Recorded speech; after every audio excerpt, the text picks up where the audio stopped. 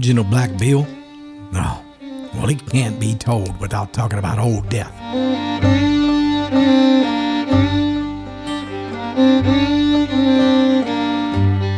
Black Bill Walker was one of the most colorful and legendary men to ever hail from the Great Smoky Mountains during the 1800s. One of the last true pioneers who feared neither man nor beast, and he lived his unique life on his own terms. This is his incredible true story.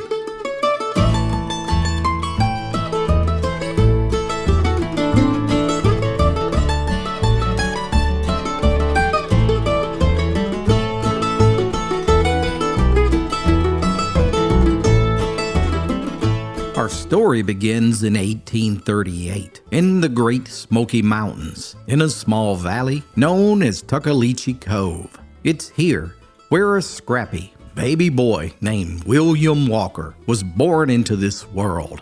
Affectionately called Bill, the boy was born with a pioneer's spirit, and some say that he could even lift a rifle to his shoulder before he could even walk. It came natural for the young lad.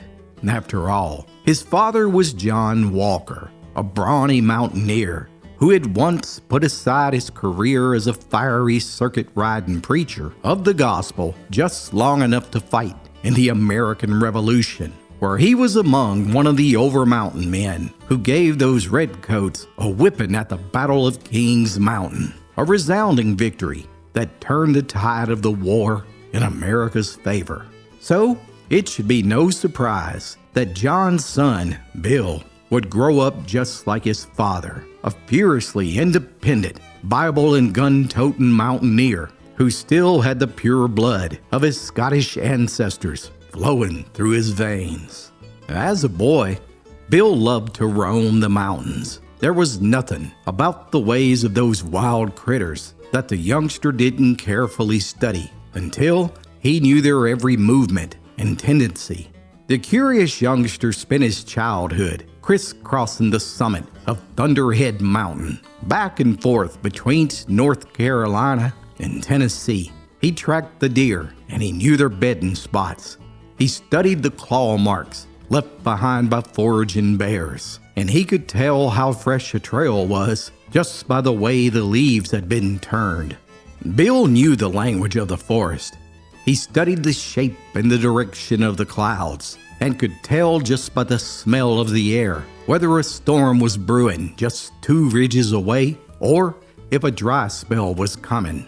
He knew the flicker of a squirrel's tail or the sudden stillness of the birds. They could tell Bill more about the weather than any flatlander with an almanac could ever predict. He'd watch the fall breeze ripple through the leaves of a yellow poplar tree and know whether the winter would be bitter or mild.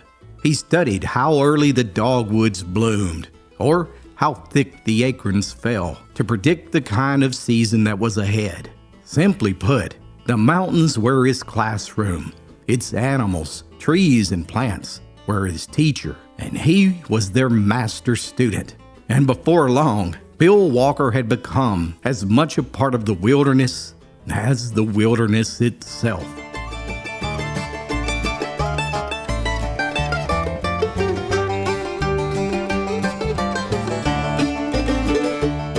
By the time he was 21 years old, Bill had grown into a mountain of a man, standing well over 6 feet 2 inches tall in his socks and weighing in at 190 pounds of hard, lean muscle.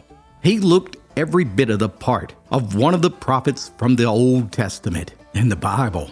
He had developed a reputation as one of the best hunters in this section of the mountains, and locals even referred to him as the champion animal tracker of Tuckaleechee. Well, that year, Bill married a 20-year-old woman named Nancy Kaler, and as was the custom of those days, they started their marriage living in the honeymoon cabin located near Nancy's family's homestead in Tuckaleechee Cove. But before long, Bill began to yearn for more space and freedom. So, in 1859, he and his new bride bid farewell to their families and loaded all their earthly possessions on a mule and set out towards Thunderhead Mountain. The couple followed the crystal stream, known as the Little River, that flowed through Tuckaleechee upstream until it came upon a foaming rapids, where 3 smaller branches of the river converged. Then they carried on, following the middle section of the river, higher and higher as the earth rose into the Great Smoky Mountains, before finally coming to a vast, level valley. Bill looked out and gazed at the complete wilderness that laid at the base of Fodderstack Mountain, and he knew that this was where they belonged. And here, in the fertile bottomlands, along the Little River's middle prong, Bill and Nancy Walker became the first settlers to ever make this isolated land their home.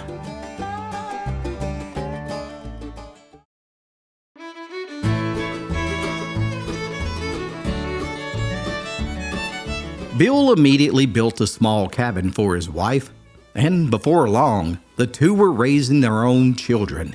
Now, the bottomlands that laid in the middle between the 3 branches of the river was now Bill Walker's homestead, a staggering 5,000 acres of land, nearly 8 square miles of fertile land and virgin woodlands. And Bill spent endless hours in the forest, hunting bear and deer. And when he was back at the homestead, he tended to over 100 hives of bees he kept in hollowed-out logs called bee gums. He raised a large vegetable garden, he fished, built a grist mill for grinding corn, and he was even a master barrel maker who made watertight oak barrels to keep his whiskey in. The crafty mountaineer mined ore and built a small blast furnace he used as a blacksmith shop where he made tools, plows, and even gun barrels. Bill Walker was truly independent, and there wasn't nary a thing he couldn't build with his own 2 hands. Now, as for Bill's gun, it was one that had been passed down to him by his father, the same flintlock that had been used in the American Revolution, a 6-foot-long Kentucky long rifle that weighed over 20 pounds and could shoot a 2-ounce ball with pinpoint accuracy at 200 yards. And when this gun was pressed against Bill's shoulder, anything it was aimed at was sure to fall. So much so that Bill named the gun Old Death, since he had harvested hundreds of deer and bear with it. Locals who went on bear hunts with Bill told legendary tales of his hunting prowess, including one time when he came upon a group of 20 bear gorging on a bounty of chestnuts on the forest floor after a storm had rolled through the night before. Within 24 hours, Bill had single-handedly tracked and killed 6 bear, which was an unheard of record. Another time, Bill tracked a bear into a small cave where he couldn't fit Old Death into the mouth of the cave. And instead, he went in armed with only a short, sharpened hickory spear and his knife. And a few minutes later, after all hell broke loose, when he crawled out of the cave, there on his back was the bear, and he soon made a fine rug out of the hide.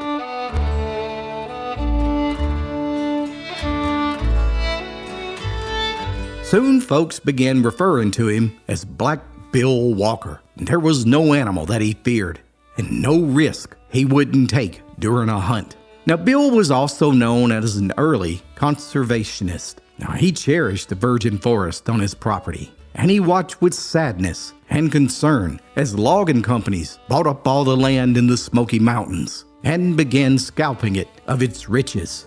For decades, the trees fell, railroad tracks were laid to haul the gigantic chestnuts out of the forest, some of which were nearly 1,000 years old. And yet, as the saws rang out nonstop across the mountains, year after year, Bill watched as the mountains became mere skeletons of their former glory, stripped of their trees.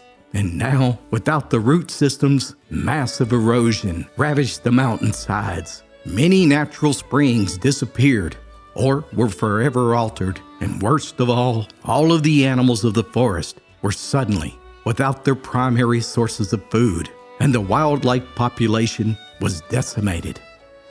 And Bill was outraged by the destruction of the forest that he loved so much, and he refused to sell his property to the timber companies, no matter how much money they offered him. And soon, Bill's property was one of the only places left in the mighty Smoky Mountains that was still an untouched virgin forest. Yet, he vowed to fight to keep it that way, no matter what.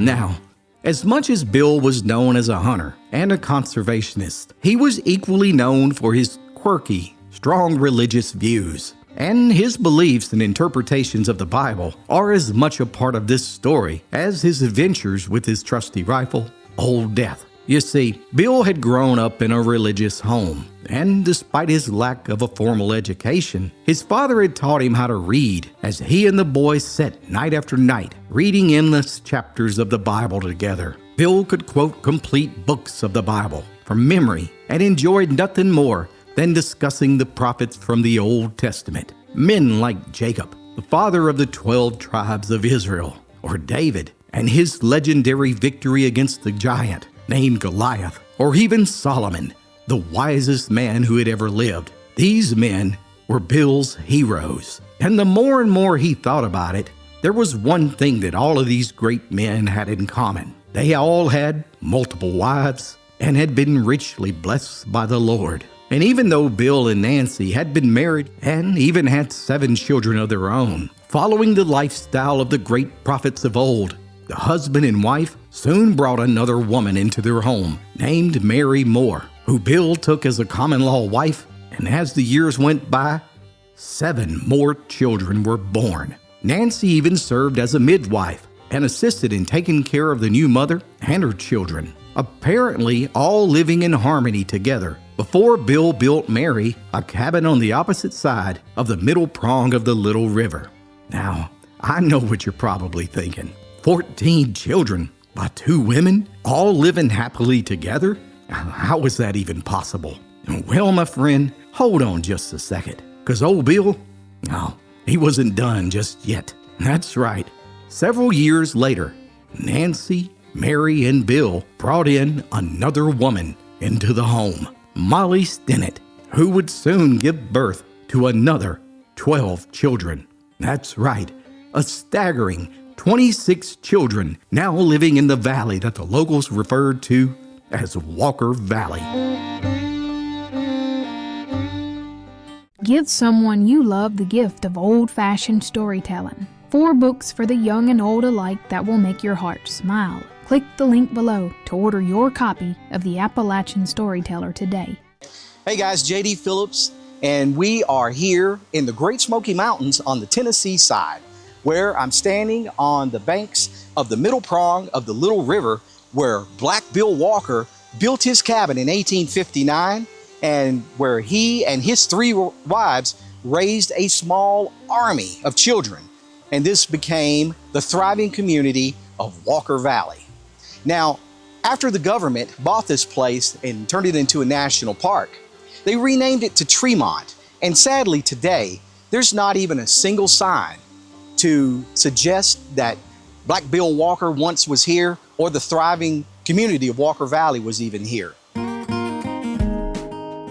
Now, don't get me wrong, Bill Walker was a highly respected man throughout this section of the mountains. He became a vocal leader in the fight against deforestation. He was the only property owner in the mountains who had the guts to refuse to sell to those timber barons. He donated land to build the first schoolhouse and even a teacher's cottage in the area. And then he built 3 grist mills for the community. He donated money to those in need, and he never turned a soul who was in need away. And let's not forget, he took care of all of his children who loved him dearly. And even in his 70s, he was as healthy as a young man. One newspaper reporter stated that at the age of 78, Black Bill Walker could jump in the air and click his heels together twice before his feet hit the ground. But alas, Father Time is undefeated and makes no exceptions for mortal man in the end. And by 1917, Black Bill Walker suffered a severe stroke where, for the next 2 years, 5 of his daughters lovingly cared for their father until he died just 2 years later at the age of 81. Hey guys, JD Phillips here, and we are in Townsend, Tennessee at Bethel Baptist Church, where Bill Walker is laid to rest here. Now, although Bill had spent his entire life trying to keep those timber companies off of his land, well, when he died, all of his property was inherited by the 5 daughters of his that took care of him during his final years of life. And sadly, just a few years after his death, they gave in and sold all of Bill Walker's land to the timber companies, where the last virgin forest in the Great Smoky Mountains was scalped of its riches. After Bill Walker passed away, his trusty rifle, Old Death, was sold at an auction to a New York City businessman. Now, the businessman bought the rifle because when he was a boy, he had actually spent the night at Bill Walker's cabin as a snowstorm blew through Walker Valley. And in true mountaineer fashion, Bill Walker fed him and his mother, and as they sat in front of the fireplace that night, he told that city boy all the stories of his thrilling adventures of hunting as Old Death hung above the fireplace. Well, that boy never forgot that.